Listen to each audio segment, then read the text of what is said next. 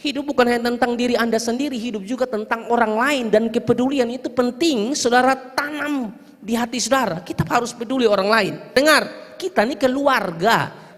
Dan kalau kita ini keluarga, maka harus ada nilai yang namanya peduli.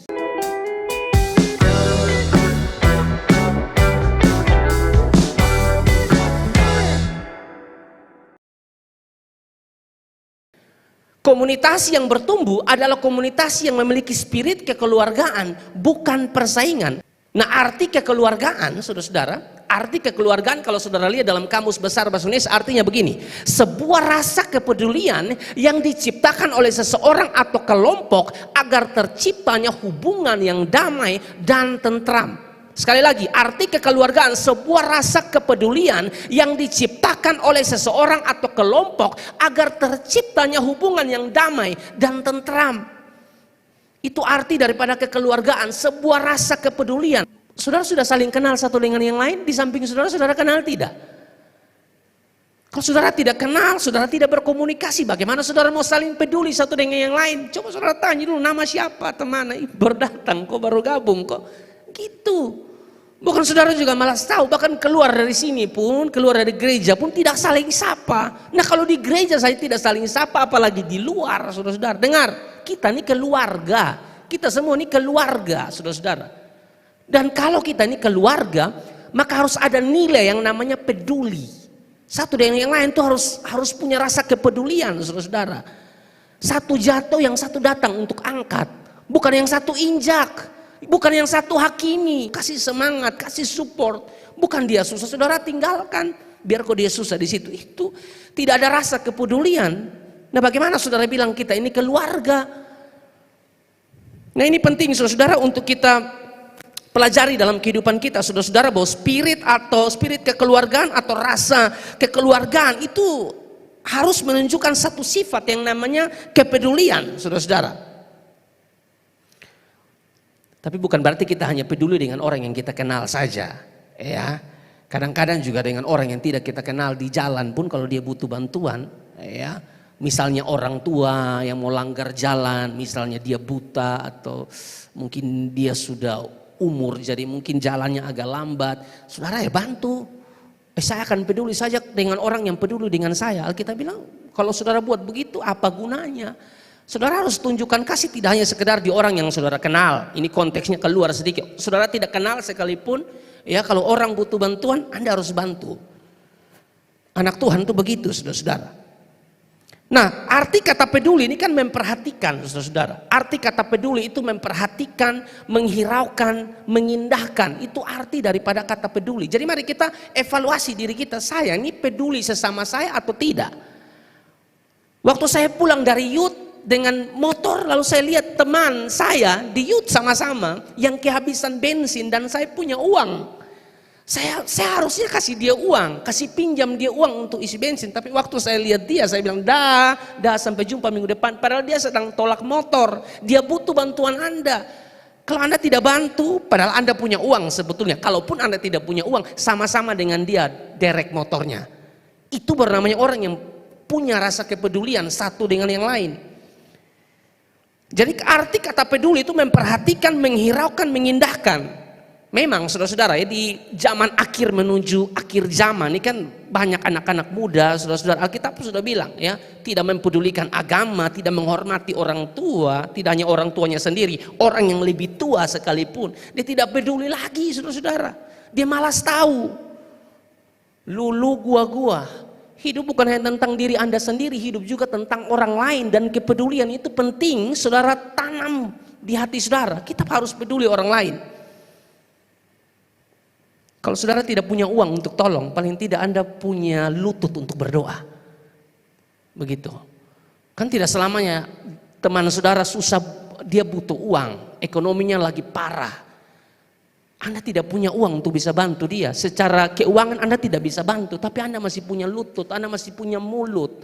Doakan dia di kamar Anda. Punya rasa kepedulian sedikit dengan orang lain. Dia tidak tahu Anda doakan dia, tapi Tuhan tahu.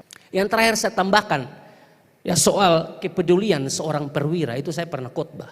Perwira ini, saudara-saudara, dia punya seorang yang sakit, saudara, seorang hamba, seorang budak. Kalau dalam bahasa aslinya itu doulos, budak, saudara. Dan ini perwira, saudara, ini dia ini bukan orang sembarangan, punya jabatan. Perwira ini dari kata centurion. Kalau dalam bahasa Yunani dia pakai kata hekantontarkos. Hekantontarkos adalah pemimpin 100 orang. Dia ini pemimpin 100 orang, punya jabatan, ya, punya kedudukan. Tapi saudara-saudara, dia punya kepedulian terhadap si budak atau si hamba. Seharusnya dia bisa buang, dia bisa saja menggantikan dengan budak yang baru. Dia punya hak, saudara-saudara. Tapi dia tidak lakukan itu. Dia punya kepedulian. Coba kita cepat saja, Matius 8 ayat 5 sampai ayat yang ke-6. Ketika Yesus masuk ke Kapernaum, datanglah seorang perwira mendapatkan dia dan memohon kepadanya. Memohon apa? Hambaku terbaring di rumah karena sakit lumpuh dan ia sangat menderita. Ini orang punya jabatan, punya kedudukan, tapi mau jumpa Yesus supaya hamba ini atau budaknya ini sembuh, saudara-saudara. Ya. Dan saudara tahu ya, pada zaman itu saudara, kalau si tuan membeli seorang budak, kalau si tuan memberi seorang hamba, kalau dia sudah beli, si budak atau si hamba ini tidak punya hak atas dirinya sendiri. Yang punya hak atas dirinya adalah si tuan yang beli. Syukur-syukur kalau si tuan ini orang yang baik seperti ini perwira, yang tahu menghargai, tahu cara memperlakukan sesama. Tapi kalau karena tuan-tuan yang gila, aduh sakit-sakit begini buang, tidak pakai. Karena budak pada waktu itu, saudara-saudara, budak pada waktu itu hanya seperti barang, hanya seperti alat. Bedanya mereka bernafas. Sebegitu hinanya hamba atau budak pada zaman itu, tapi tidak membuat si perwira ini tidak peduli. Bagi dia, saudara-saudara, bagi dia, ya, penderitaan dari si hamba atau si budak juga merupakan penderitaannya. Dia tidak membiarkan si budaknya itu sendiri. Dia juga mau memikul beban yang sama. Ini luar biasa, saudara-saudara. Saya baca William Barclay, ya.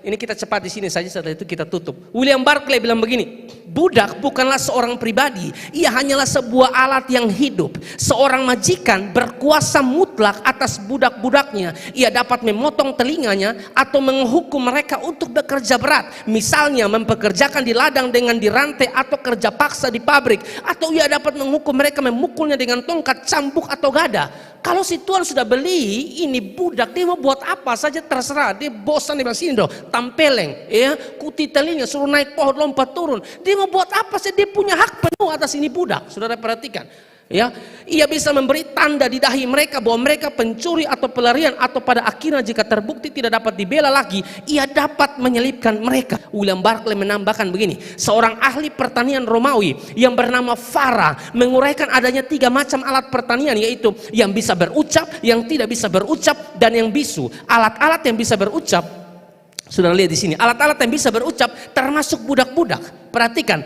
budak dianggap alat atau barang dan bukan manusia. Sudah lihat, alat-alat yang tidak bisa berucap terdiri dari lembu dan hewan lainnya, dan alat-alat yang bisu terdiri dari alat-alat bendawi. Perbedaan antara budak dan hewan atau alat-alat bendawi lainnya hanyalah bahwa budak itu bisa berucap dan berbicara. Bahkan budak yang sudah tua atau sakit-sakitan atau dianggap kelebihan bisa dibuang demikian saja oleh majikannya. Mengapa dibuang? Karena budak dianggap seperti barang. Hanya kebetulan barangnya bernafas. Bukankah ini menunjukkan budak sangat terhina? Tapi apakah dia terhina? Lalu si perwira ini tidak peduli dia? Perwira ini tetap menunjukkan kepeduliannya. Saya kasih tunjuk bukti. Ini ayat yang terakhir. 1 Samuel 30 ayat 13. Ayat ini menunjukkan bahwa si tuan, ya, kalau dia punya budak sakit, hamba sakit, ya, dia bisa buang kapan saja dan gantikan dengan yang baru. Perhatikan, kemudian bertanyalah Daud kepadanya, budak siapa ke engkau dan dari mana ke engkau? Jawabnya, aku ini seorang pemuda Mesir, budak kepunyaan seorang Amalek. Tuanku meninggalkan aku karena 3 hari yang lalu aku jatuh sakit. Ayat ini mau menjelaskan bahwa si tuan bisa buat apa saja terhadap budaknya. Tapi sekali lagi saudara, perwira ini menunjukkan kelas yang berbeda. Perwira ini menunjukkan dia peduli terhadap hamba yang sakit, saudara. Perwira ini peduli terhadap budaknya yang sakit. Penderitaan dari si budak juga merupakan penderitaannya. Bukankah ini bicara tentang dia peduli budaknya? Kalau di Lukas bilang, budak atau hamba yang sangat dihargainya, sangat dihormatinya. Berapa banyak kita anak-anak muda, kalau Anda ada pembantu di rumah atau saudara Anda yang kerja dengan Anda, jangan perlakukan mereka seperti binatang. Amin. Perlakukan mereka seperti manusia. Karena banyak orang begitu, hanya karena dia hanya orang kerja, Anda yang gaji dia, lalu Anda seenaknya buat hal-hal yang tidak baik. Jangan saudara, perlakukan dia sebagai manusia. Kita ini keluarga dalam komunitas ini, amin. Saling peduli satu dengan yang lain, ya.